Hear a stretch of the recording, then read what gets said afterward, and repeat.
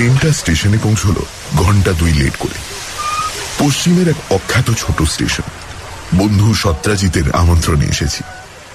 অঞ্চলটার মাটির তলায় নাকি প্রচুর খনিজ সম্পদ থাকবার সম্ভাবনা। একটা ব্যবসায়ী প্রতিষ্ঠানের তরফ থেকে গ্রাউন্ড ইঞ্জিনিয়ার সত্রাজিৎ সেন এখানে এসেছে জায়গাটা পরীক্ষা করে দেখতে, আর এসে আমাকে পত্রাঘাত ওর এখানে কদিন কাটিয়ে যাবার জন্য। স্টেশন থেকে ওর বাসস্থান মাইল 5 দূরে। স্টেশন থেকে বেরিয়ে আধ মাইলটাকে এগিয়ে গেলে পড়বে কৃতান্তপুরের জঙ্গল। ওই জঙ্গল পেরিয়ে আরো মাইলখানেক গেলে টন্টনিয়া নামে এক ছোট্ট আদিবাসী গ্রাম। সেই গ্রামে তাঁবু খাটিয়ে সত্রাজিৎ তার ভূমি পরীক্ষার প্রাথমিক কাজকর্মগুলো করছে। এইসব খবর অবশ্য ওর চিঠি থেকেই আমি জানতে পেরেছি। স্টেশন এলাকা থেকে বেরিয়ে এলাম। বৈশাখের অপরাহ্ন। ট্রেনের ভেতর সারাটা দুপুর অসহ্য গরমে কষ্ট পেয়েছি। জঙ্গলের দিক থেকে ভেসে আসা বাতাসে সারা শরীরটা যেন জড়িয়ে গেল। একটা টাঙ্গা বা রিক্সা পেলে হতো, কিন্তু এই অখ্যাত স্টেশনে সেসব কিছুই নেই। একখানা গরুর গাড়ির দেখা পাওয়া গেল বটে, কিন্তু গাড়োয়ান কিছুতেই কৃতান্তপুরের জঙ্গল পেরিয়ে টন্টনিয়া যেতে রাজি হল না। অগত্যা এক দোকানির কাছ থেকে পথঘাট সম্পর্কে জেনে নিয়ে হাঁটতে শুরু করলাম। ঝড় এলো, সঙ্গে বর্ষণ। শাল গাছগুলোর মধ্যে দিয়ে শোঁ শোঁ করে বইতে লাগলো ঝোড়ো হাওয়া, আর বড় বড় ফোঁটায় বৃষ্টি এসে কিছুক্ষণের মধ্যেই আমাকে সম্পূর্ণ ভিজিয়ে দিল।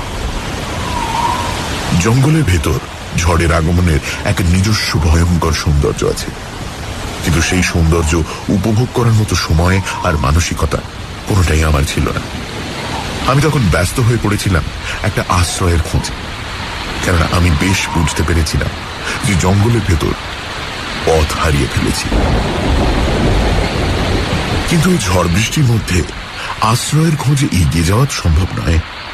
একটা বড় অর্জুন গাছের তলায় দাঁড়ালাম। এরই মধ্যে নিজেকে যতদূর সম্ভব ঝড় বৃষ্টির হাত থেকে বাঁচাতে হবে। আধ ঘন্টা কেটে গেল, কিন্তু ঝড় বৃষ্টি থামার কোনো লক্ষণ দেখা গেল না। বৈশাখী সন্ধ্যায় আমার বৃষ্টি স্নাত শরীরটা তখন শীতে কাঁপছে। এরকম অবস্থায় ঝড়ে আন্দোলিত ডালপাতার ফাঁক দিয়ে যখন একটা অনুজ্জ্বল আলো আমার চোখে পড়ল, তখন আমার মনের আনন্দ সহজেই অনুমান করা যায়। বৃষ্টি আমার চারপাশে এক কুহেলি ঘেরা পরিবেশের সৃষ্টি করেছে, কিন্তু বৃষ্টি সৃষ্ট সেই কুহেলি জাল ছিন্ন করে অনুজ্জ্বল আলোক শিখা আমার কাছে নিয়ে এলো এক আশ্রয়ের সংকেত। ঝড় বৃষ্টির দাপট অগ্রাহ্য করে এগিয়ে গেলাম সেই আলোক শিখার উৎস সন্ধানে। মিনিট 5 মধ্যে পৌঁছেও গেলাম। এক ধূসর প্রস্তর নির্মিত মঠ। আশেপাশে আরো অনেক প্রাসাদ আর মন্দিরের ভগ্নাবশেষের উপর মাথা তুলে দাঁড়িয়ে আছে। আপাত দৃষ্টিতে মনে হয় যে একসময় মঠের যথেষ্ট গুরুত্ব ছিল। চারপাশের ভগ্ন প্রাসাদ আর মন্দিরগুলো একসময় এই মঠকে বেষ্টন করেই ছিল। বাইরে তখন ঝড় বৃষ্টির তাণ্ডব নৃত্য শুরু হয়েছে। মঠের আশেপাশে আর কিছু দেখবার সুযোগ আমার হল না। এগিয়ে গিয়ে মঠের দরজায় ধাক্কা দিলাম। একবার, দুবার, কোনো সাড়া শব্দ নেই। আমি তখন হি হি করে কাঁপছি। তৃতীয়বার ধাক্কা দেবার পর দরজার ওপাশে অস্পষ্ট পায়ের শব্দ শুনতে পাওয়া গেল। শব্দটা স্পষ্টতর হল। থামলো এসে দরজার ওপাশে। দরজাটা খুলে গেল, আর আমি হলাম এক বিচিত্র মূর্তির মুখোমুখি। মূর্তির হাতে লণ্ঠনেই আমি তার চেহারা দেখতে পেলাম। লম্বা রোগা চেহারা, গায়ে রক্ত লাল রঙের আলখাল্লা নেমে এসেছে প্রায় পায়ে গোড়ালি পর্যন্ত। মাথায় লম্বা লম্বা চুল, মেয়েদের মতো মাঝখানে সিঁথি। লম্বা চুলের গোছা মাথা থেকে নেমে কাঁধ ছাড়িয়ে দেহের ওপর ঝুলে লটপট করছে। মুখে আবক্ষ ছুঁচলো দাড়ি, চোখে তীক্ষ্ণ সতর্ক দৃষ্টি। কি প্রয়োজন? মূর্তির গলার স্বর শুনে অবাক হলাম। অত্যন্ত ভদ্র কণ্ঠস্বর। এরকম মূর্তির কাছ থেকে এমন সুমিষ্ট মার্জিত কণ্ঠস্বর যেন আশাই করা যায় না। এই জঙ্গলের ভেতর ঝড় বৃষ্টির মধ্যে পথ হারিয়েছি, রাতের মতো যদি একটু আশ্রয়। নিশ্চয়ই নিশ্চয়ই। মূর্তি আমাকে কথা শেষ করতে দিল না। আসুন আসুন, ভেতরে আসুন। একেবারে যে ভিজে গেছেন। মূর্তির পিছু পিছু ঢুকলাম মঠের মধ্যে। এই ঝোড়ো অমাবস্যার রাতে কৃতান্তপুরের জঙ্গল দিয়ে কোথায় যাচ্ছিলেন? অতি বড় দুঃসাহসীও তো এ সাহস করে না। যাচ্ছিলাম টনটনিয়ায়। টনটনিয়ায়? কেন? আমার এক বন্ধু ওখানে চাকরি করতে এসেছে, ওর আমন্ত্রণেই যাচ্ছিলাম। বন্ধু স্টেশনে থাকবার কথা ছিল, কিন্তু কিন্তু স্টেশনে তাকে দেখতে পেলেন না, তাই তো? আপনার বন্ধু বুদ্ধিমানের কাজই করেছেন। এই ভরা অমাবস্যার রাতে কেউ কৃতান্তপুরের জঙ্গল দিয়ে যাতায়াত করে না। এই খবরটা উনি আপনাকে জানালে আরো বুদ্ধিমানের কাজ করতেন। কথা বলতে বলতে আমরা মঠের ভেতর দিকে যাচ্ছিলাম। মূর্তি কিছুক্ষণ নীরব রইল, তারপর একটু মৃদু হেসে বলল, যাক সে কথা, এবার আমার পরিচয় দিই। আমি হচ্ছি এ মঠের মহান্ত ভৈরব প্রাণান্তক। মঠের অন্যান্যদের পক্ষ থেকে, আমার নিজের পক্ষ থেকে তো বটেই, আপনাকে সাদরে এ মঠে রাত্রিবাস করবার আমন্ত্রণ জানাচ্ছি। একটা হল ঘরের মধ্যে দিয়ে আমরা যাচ্ছিলাম। মহান্ত হাততালি দিলেন। সঙ্গে সঙ্গে সেই ঘরের কোণের অন্ধকার ফুঁড়ে বেরিয়ে এলো আরেক মূর্তি। এর পোশাক পরিচ্ছদ প্রথম মূর্তিরই অনুরূপ, তবে গায়ের আলখাল্লাটা রক্ত লাল নয়, ধূসর। ইনি হচ্ছেন ব্রহ্মচারী জীবান্তক। ইনি আপনার দেখাশোনা করবেন। এর সঙ্গে যান। আমি এখন যাচ্ছি, একটু জরুরি প্রয়োজন আছে, পরে আবার দেখা হবে। ঘরের কোণের অন্ধকারের দিকে চলে গেলেন মহান্ত। মহান্তকে ধন্যবাদ জানিয়ে আমি চললাম জীবান্তকের পিছু পিছু। হলঘর পেরিয়ে একটা ঢাকা বারান্দা, তার এক পাশ দিয়ে উঠে গেছে একটা পাথরের সিঁড়ি। জীবান্তকের পিছু পিছু উঠতে লাগলাম। ওর হাতের লণ্ঠন দেওয়ালের গায়ে কেমন সব অদ্ভুত ছায়া ফেলতে লাগলো। এই মঠ নিশ্চয় পুরনো।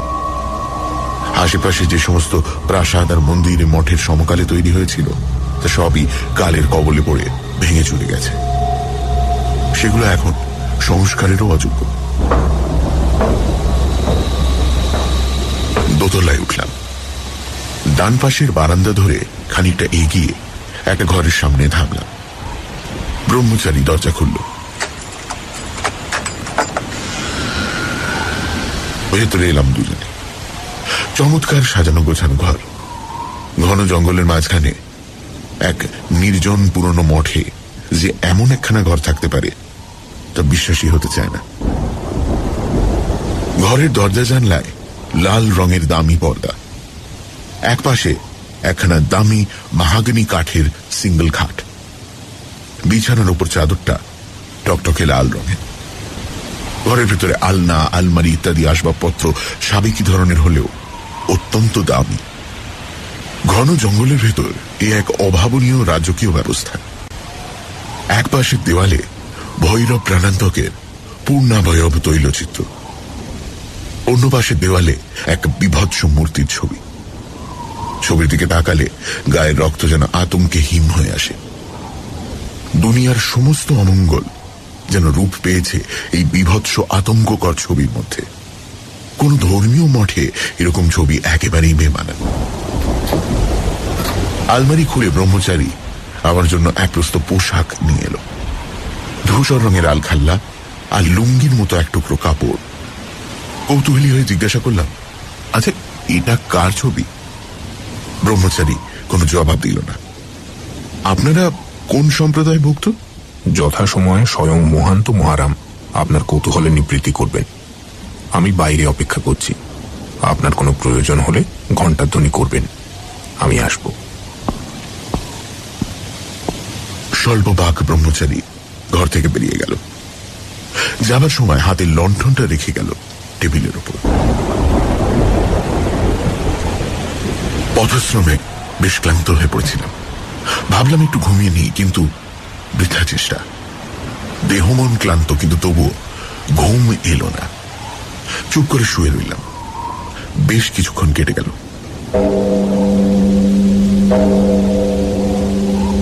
ঢং ঢং করে দুবার ঘণ্টার ধ্বনি হল। নিঃশব্দে ঘরে ঢুকল ব্রহ্মচারী জীবান্তক। তারপর আমার কাছে এগিয়ে এসে মৃদু স্বরে বলল, মহান্ত মহারাজ আপনাকে ভোজন কক্ষে স্মরণ করছেন, আসুন। জীবান্তকে পিছু পিছু সিঁড়ির দিকে এগোলাম। সেই বৃষ্টি ঝরা রাতে নৈশ ভোজের স্মৃতি চিরকাল আমার মনে থাকবে। জীবান্তকে পিছু পিছু ভোজন কক্ষে এলাম। সুসজ্জিত বিরাট ভোজন কক্ষ। দরজা জানলায় দামি রক্তরাঙা পর্দা। দেওয়ালে মশালদানিতে বহু মশাল জ্বলছে। তারই আলোয় বিরাট ভোজন কক্ষ যেন দিনের মতোই উজ্জ্বল। একপাশের দেওয়াল জুড়ে রয়েছে আমার আগের দেখা সেই ভয়ঙ্কর বিভৎস মূর্তির বিরাট তৈলচিত্র। তাছাড়া রয়েছে অদ্ভুত সব চক্র আর তান্ত্রিক যন্ত্রের ছবি। এসবের তাৎপর্য মোটেই বুঝতে পারলাম না। ঘরে যখন ঢুকলাম তখন ভৈরবদের খাওয়া শুরু হয়ে গেছে। ভোজ্যদ্রব্য মাঝখানে রেখে গোল হয়ে বসেছেন তারা সবাই। সংখ্যায় মোট 10 জন। আমাকে কেউ বসতে বলল না, কিন্তু গরজ বড় বালাই। মহান্তের পাশে একখানা আসন খালি ছিল, বসে পড়লাম। 3 জন ব্রহ্মচারী নিঃশব্দে ঘরের মধ্যে ঘোরাফেরা করছিল। মাঝে মাঝে তারা নিয়ে আসছিল নতুন নতুন ভোজ্যদ্রব্য। নিরামিষ থেকে আমিষ দ্রব্যের ওপরই এই সাধুদের বেশি আকর্ষণ দেখলাম। নিরামিষ পদ যে একেবারে ছিল না তা নয়, কিন্তু কোন কোন সাধু নিরামিষ খাদ্য একেবারে স্পর্শই করলেন না। মাছ মাংসের বিপুল আয়োজন, রান্না অপূর্ব। ব্রহ্মচারীরা দামি স্ফটিক পাত্রে পানীয় নিয়ে এলো। জীবন সুধা, জীবন সুধা, জীবন সুধা। কয়েকজন সাধু আনন্দের আতিশয্যে চিৎকার করে উঠলেন। ব্রহ্মচারীরা সবার সামনে এক পাত্র করে পানীয় রাখল। আমিও পেলাম এক পাত্র, চুমুক দিলাম। কেমন যেন নুন তার স্বাদ। আমার মোটেই ভালো লাগলো না, অথচ সাধুরা পরম তৃপ্তি নিয়ে পান করছেন। এতক্ষণ সাধুরা চুপচাপ এক মনে খেয়ে যাচ্ছিলেন। এবার তাদের মধ্যে গল্প গুজব শুরু হল।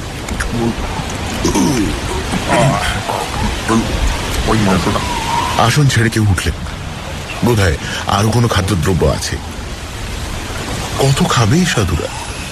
আমার খাওয়া হয়ে গিয়েছিল, কিন্তু কেউ আসন ছেড়ে না ওঠায় সৌজন্যের খাতিরে আমি উঠতে পারছিলাম না। চমকে উঠলাম হাসির শব্দে। সাধুরা হাসছে। হাসির দমকে মুখগুলো যেন কেমন বিকৃত হয়ে যাচ্ছে। লম্বা ছুচলো সদন্ত বেরিয়ে পড়ে কৃষ মুখগুলিকে কেমন বিভৎস করে তুলছে। মোটা মুখগুলোর গালে আর চিবুকের তলায় অতিরিক্ত মেদগুলি কাঁপছে থরথর করে। খাওয়া তো হয়ে গেছে, কেননা কেউ তো আর এখন কিছু খাচ্ছেন না। তবে এরা কেন আসন ছেড়ে এখনো উঠছেন না? হাসি থেমে গেল। আলোর জোর কমে গেছে।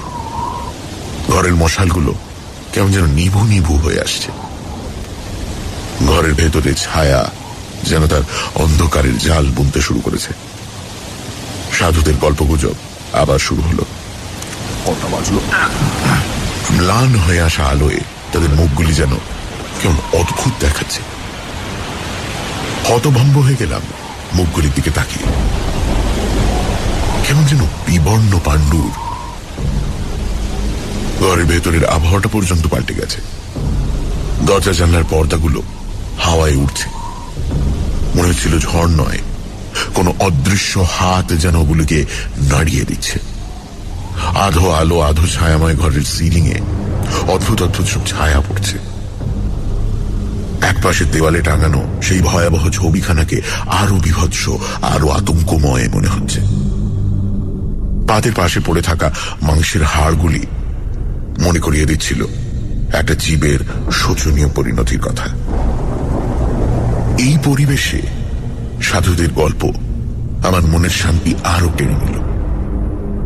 সাধুরা কোনো ধর্মীয় আলোচনা করছেন না, তারা ভৌতিক পৈশাচিক গল্প শুরু করেছেন। পা দুটো উপরে, মাথাটা নিচে, মাথাটা নিচে। গল্পগুলো নতুন নয়, পুরনো। আমরা ছেলেবেলায় এই ধরনের গল্প অনেক শুনেছি, কিন্তু সাধুরা যেন নতুন নতুন আতঙ্কের অনুপ্রবেশ ঘটাচ্ছেন কাহিনীগুলির মধ্যে। খাওয়ার পরে বসে থেকে যে তন্দ্রালু ভাবটা আমার মধ্যে এসেছিল, তা তখন একেবারেই কেটে গিয়েছিল। এক অজানা আশঙ্কায় দেহ মন কেমন যেন দুর্বল হয়ে পড়েছিল। একটা কিছু যে ঘটতে যাচ্ছে তা বেশ বুঝতে পারছিলাম, কিন্তু কি ঘটতে যাচ্ছে? স্তব্ধ হও! মহান্ত ভৈরব প্রাণান্তক হাত তুললেন। সঙ্গে সঙ্গে বন্ধ হয়ে গেল সাধুদের গুঞ্জন। সবাই পূর্ণ মনোযোগে তাকালেন প্রাণান্তকের দিকে। কিন্তু এই সময় একজন ব্রহ্মচারী একটা ঢাকা পাত্রে কি যেন নিয়ে এসে রাখলো মহান্তর সামনে। পাত্রটার দিকে কিছুক্ষণ চুপ করে তাকিয়ে রইলেন মহান্ত। তাঁর ঠোঁটের কোণায় খেলে গেল প্রহেলিকাময় এক টুকরো হাসি। তারপর আমার দিকে তাকিয়ে তিনি তার ভাষণ শুরু করলেন।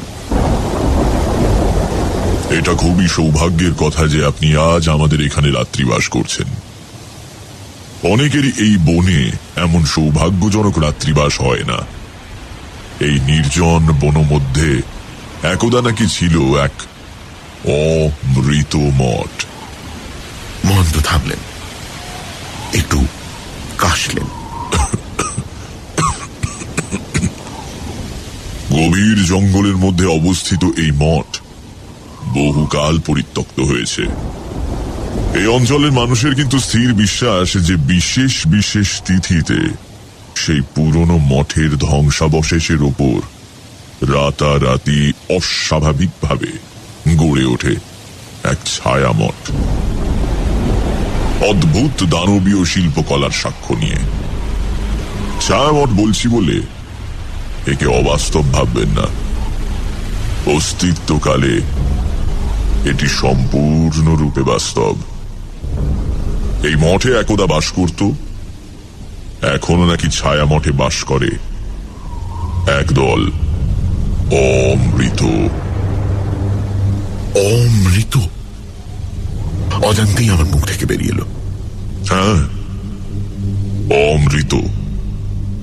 মহাপিশাচের উপাসনা করে এই সম্প্রদায় মরণকে একরকম জয় করেছে। দিনে এরা সব দেহ মাত্র, কিন্তু সূর্যাস্তের পরে সন্ধ্যের অন্ধকার যখন ঘনিয়ে আসে, তখন সব দেহগুলিতে হয় অস্বাভাবিক প্রাণের সঞ্চার। এ প্রাণ ঈশ্বর প্রদত্ত প্রাণ নয়, এ প্রাণ মহাপিশাচ প্রদত্ত প্রাণ। এই প্রাণের বুভুক্ষার নিবৃত্তি ঈশ্বর নির্দেশিত খাদ্যে নয়, পিশাচ লোকের নির্দেশিত খাদ্যে। রাতের অন্ধকারে রাতারাতি গড়ে ওঠা এই ছায়া মঠ পথভ্রান্ত একদা পথিককে আকর্ষণ করে নাকি তীব্রভাবে। পথিক আশ্রয়ের খোঁজে মঠে প্রবেশ করে, আর তারপর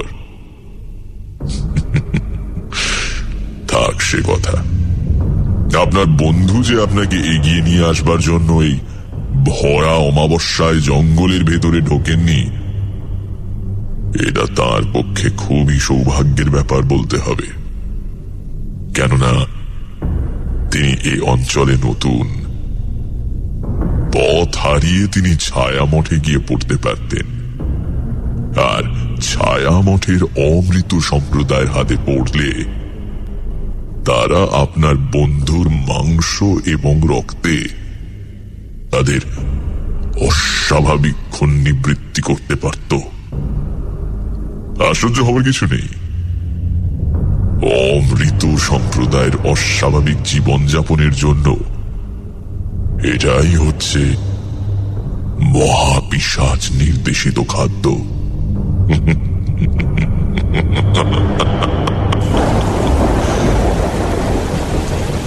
সেই রহস্যময় পরিবেশে, সেই স্তিমিত প্রদীপ ভোজন গৃহে প্রাণান্তকের গলার স্বর কেমন যেন অদ্ভুত শোনাচ্ছিল। আমার আচ্ছন্ন মনের কাছে সে স্বর নিয়ে আসছিল এক আতঙ্কময় জগতের বার্তা। কথাগুলোর তাৎপর্য যেন ক্রমেই আমার কাছে স্পষ্ট থেকে স্পষ্টতর হচ্ছিল। পথহারা পথিক, অমৃত মঠ, অদ্ভুত সাপ খেলানো সুরে মন্ত্রপাঠ, গভীর জঙ্গলে রাজকীয় ঐশ্বর্য, আমার দিকে তাকিয়ে থাকা সাধুদের বিবর্ণ পাণ্ডুর অথচ লোভাতুর মুখগুলো। আমার মনের আকাশে উড়ে আসছিল এরকম টুকরো টুকরো চিন্তার মেঘগুলো। তারপর কতগুলো ব্যাপার ঘটল প্রায় একই সঙ্গে। মাংসটা শেষ করা যাক। এই কথা বলে মহান্ত তার সামনে রাখা পাত্রটার ঢাকনা ধীরে ধীরে খুললেন। এক আর্তচিৎকার বেরিয়ে এলো আমার কণ্ঠ থেকে। পর মুহূর্তেই প্রচন্ড বিদ্যুৎ চমকে সারা ঘর আলোকিত হয়ে উঠল। বাইরে শোনা গেল মেঘের গুরু গম্ভীর গর্জন। সাধুরা হেসে উঠল হি হি করে। কি পৈশাচিক হাসি!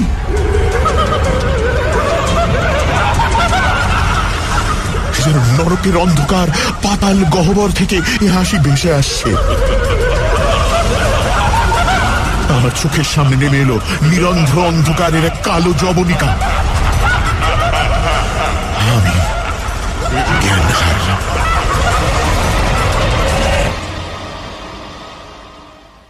যখন জ্ঞান ফিরল, দেখলাম এক কাদা ভরা গর্তের মধ্যে পড়ে আছি।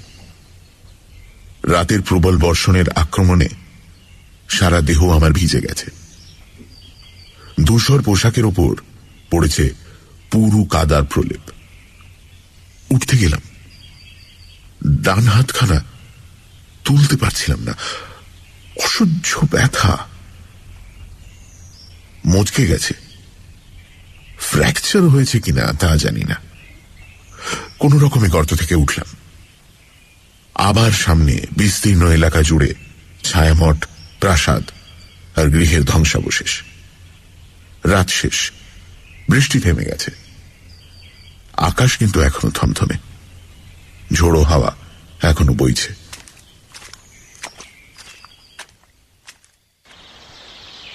বিধ্বস্ত শরীরটাকে নিয়ে কোন রকমে এগোলাম টনটনিয়ার দিকে। সত্রাজিতের ক্যাম্পের সামনে যখন পৌঁছলাম, তখন আমি ভুল বকছি। কিন্তু সেখানে গিয়ে বেয়ারার কাছে যা শুনলাম, তাতে আমি উন্মাদের মতো হয়ে গেলাম। শুনলাম আমাকে নিয়ে আনবার জন্য সত্রাজিৎ কাল বিকেলে কৃতান্তপুরের মধ্যে দিয়ে স্টেশনের দিকে যাত্রা করেছিল, কিন্তু এখনো পর্যন্ত সে ফিরে আসেনি। বেয়ারা এখন থানায় খবর দেবে কিনা ভাবছে। সেই রাতের কথা কোনোদিন আমি ভুলব না। সেই ছায়ামঠ, সেই মন্ত্রপাঠ, প্রাণান্তক, জীবান্তক, ভোজনরত অমৃত সম্প্রদায়ের অন্যান্য ভৈরব এবং ব্রহ্মচারী শয়নে, স্বপনে, তন্দ্রায়, জাগরণে কখনোই ভয়ঙ্কর স্মৃতির কবর থেকে আমি মুক্ত হতে পারছি না। ভগবানের কাছে কায় মনোভাবকে প্রার্থনা করি এই স্মৃতি যেন তিনি আমার মন থেকে মুছে দেন, যে স্মৃতি আমাকে উন্মাদ করেছিল। ব্যাপারটা ঘটেছিল সেই প্রচন্ড বিদ্যুৎ চমকের ঠিক আগে। আমার মন জানে আমি যা দেখেছিলাম তা সত্যি, কিন্তু এই ভয়ঙ্কর সত্যের ভার আমি বহন করতে পারছি না। আমার মনের শান্তি চিরকালের জন্য চলে গেছে, কোনোদিন আর তা ফিরে আসবে না। সমস্ত জীবনটা যেন অভিশপ্ত হয়ে গেছে আমার। সেই রাতের সেই প্রচন্ড বিদ্যুৎ চমকের ঠিক আগে ভৈরব প্রাণান্তক যখন সামনে রাখা পাত্রটার ঢাকনা খুললেন, তখন আমি কি দেখেছিলাম জানেন? দেখেছিলাম পাত্রটার মধ্যে রয়েছে সিদ্ধ করা একটা মানুষের মাথা, সে মাথা আমার বন্ধুর